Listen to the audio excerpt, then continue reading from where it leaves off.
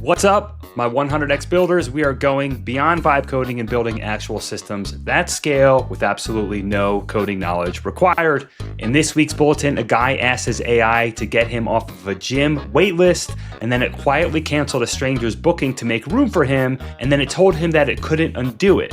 We've got a prompt that looks at your week and tells you which of your hours are actually fake work, the reason you're probably paying about 10 times more for every session than you need to, and a tool that reads the 400-page PDF that you've been avoiding and hands you back an expert. Plus the one skill in your operating system that I would call the grandfather of all of them, so let's get into it. Okay, so a guy in Melbourne, Australia was number 4 on his gym's class waitlist. He asked his AI assistant whether it could get him up the list, and he did not tell it to do anything. So the AI went ahead and it canceled the booking of the stranger sitting at number 1, and it moved the guy to number 3. And then it came back and said, quote, "Bad news, I can't add the other guy back." Now, to its credit, the AI agent drafted a responsible disclosure email to the booking company, which he actually sent. Now, the mechanism here is the whole lesson, and it's not actually technical. The gym's booking system never checked whether the person canceling a booking actually owned that booking. And that's the whole thing, right? It's a coat check that hands back any coat to anyone holding a ticket without ever checking that it's your ticket. So here's my take on this. Every single week, there's another story about an agent hacking something, and every one of them is really a story about bad governance structure getting found out. Look at where this actually broke. Somebody built a permission that said, "Can this user cancel a booking, yes or no?" That is a completely reasonable permission to build. What was missing was one more clause, "can cancel," and is the person who owns the booking. Think of the level of granularity of that detail. This is an extremely detailed permission, and it is exactly the kind that gets skipped. Now, I run into this constantly across the Microsoft ecosystem if you've ever used it. If you don't go in and specifically state permissions around the user, you get broad generic permission sets, and those are fine right up until an edge case makes them destructive. You set send email equals yes, and you never factor in can only send email as the user who's logged in. You set create a calendar invite yes, without only for the actual logged in user. Both of those are one clause away from this gym scenario. So here's the mental model that I want you to think about, and honestly, it's more useful than any checklist. Just think of an agent as a person, right? Would you give a person the ability to write somebody else's emails? Would you give a person the ability to cancel a gym appointment that isn't theirs? Now, we have a tendency to think in terms of machines, right? It's not human, it's just software. And I think a lot of people haven't connected the dots yet that these things are autonomous. They make decisions and they take actions. So being this detailed is in fact a learned skill. You have to practice it all the way down to the individual user. So here's what to do with this week. Go back and audit what your agents have access to today with that model in mind. Not, is this tool allowed? Think, would I hand this to a person? Because if you leave an open window, the agent is going to find it. Okay, so our feature for the week for our 100x members is my end session command. And I'll just say it, end session is the skill of all skills. It is the grandfather skill in the whole repo, and here's exactly why. So a session can run hours, sometimes days, depending on how many breaks that I personally take. And 1,000,000 tokens is a lot, right? A lot can happen in that 1,000,000 tokens. So end session takes all of it, every piece of context, every action taken in that session, and it synthesizes it into the memory system. It cleans up stale context, it updates your history file, it updates your progress file, it updates the master Claude.md files, and it makes sure that with all of those updates, nothing breaks the rules of context management inside your operating system. It farms your context right out of the directories and into the right folders based on where that information actually belongs. And the whole thing runs autonomously. You just kick it off and you walk away. Now, picture 2 people 3 months from now. The first one runs end session, their repo is clean, nice and organized, their context files aren't bloated, their routings are accurate, so their agents go find the information they need, and they ignore the information they don't, which, by the way, is how you stop them from hallucinating. Full tracking across progress and next steps, full history on everything that they've done, and it all stays clean as they work. Now, the second one never runs it. Massively bloated, disorganized context files, assuming they're even saving context in the first place, and a lot of people aren't. A lot of people just chat and then start fresh every session. Very basic memory, repeating themselves constantly, and this problem compounds over time. It gets messier and messier and messier and harder to unwind.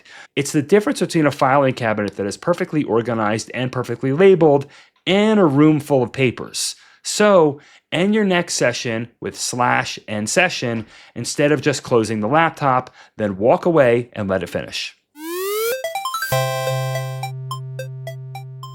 All right, so here's the line that got me on this prompt. Quote, turns out I wasn't running a business, I was running an expensive job. The prompt is the leverage audit. You paste in your business and your actual week, the activities, the hours, etc. It sorts every item by leverage type all the way down to a category called fake work that feels productive but doesn't move the needle. Then it ranks everything by revenue impact per hour and hands you a 90-day plan to eliminate, automate, or outsource the bottom 40% of your time. The full prompt for this is in the bulletin, copy paste ready over in the community. Now, my take, this is a classic work on the business, not in the business. It's a huge challenge for solopreneurs and small business owners. Busy work feels important, but a lot of the time we're just hiding from the hard things, and this prompt exposes that. But the real payoff isn't finding busy work. Busy work is easy to spot once it's on a list. The payoff is catching that the work which would buy you capacity is scheduled behind the work that's eating the capacity. And here's the rub. People need cash right now, so they hustle for it. That's not irrational. That's called survival. You just have to be able to balance in the work that buys capacity. Think of it like a ratio. You have to buy back your time along the way. Now, one thing I'd add before you run it, I have a rapidly growing AI services company, so I deal with this constantly. And the question I'm always asking myself is, what is my critical path? What is the primary constraint, the one thing that is absolutely essential to address that moves the needle the most? I want you to name that first, then run the audit, because otherwise the model ranks everything in a vacuum and cheerfully tells you that all of it is important. And that matters more than it sounds, because the stuff competing for your attention usually isn't fake. It's real demand, people asking you for things, good feedback, a dozen legitimate tasks. None of that is fake work. It's just not the constraint right now. Okay, there's a claim going around right now that you're paying 20 times more for every session than you need to, and that the biggest lever isn't your prompt, it's a cache you didn't know exists. Now, that video that I watched did about 43,000 views in 4 days, and it got louder when a real caching bug in Claude Code quietly inflated people's token usage by around 40%, and everyone started auditing their bills. Now, let me be honest about that number first.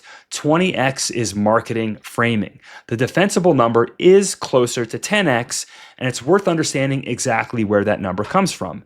In plain terms, every time you send a message, the model rereads your entire conversation from the top and charges you for all of it. Again. Now, caching lets you skip rereading that part that hasn't changed. You pay a small fee once to save that unchanged chunk, and then it costs about 1/10 as much every time it gets reused. That's not my number, that's Anthropic's, up to 90% off. The catch is that the saved copy expires after 5 minutes, up to an hour if you opt in your settings. And if you change anything near the top of your context, like a timestamp, a session ID, adding a tool mid-session, the whole saved copy gets thrown out and you're paying full price again. So here's my take. This is critical for you guys to understand, and it's underrated. At the end of the day, compute and tokens are everything.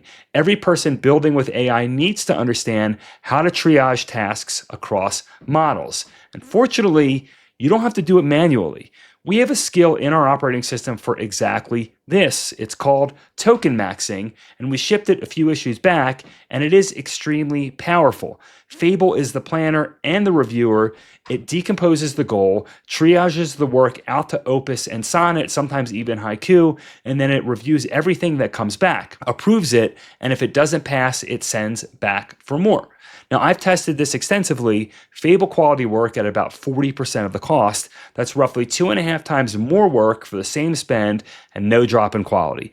Every person building with AI should be doing this. And then 4 quick things in order. 1, check whether caching is even firing for you. Look at your cache read tokens. If that number is basically 0, something at the top of your context is silently killing it, and that's where your real waste is. 2, clear between unrelated tasks so you're not rebilling an ever-growing transcript. 3, keep the top of your context stable, static stuff first, volatile stuff last. And 4, route by model and isolate the cheap model work in subagents so it doesn't blow up your main session's cache.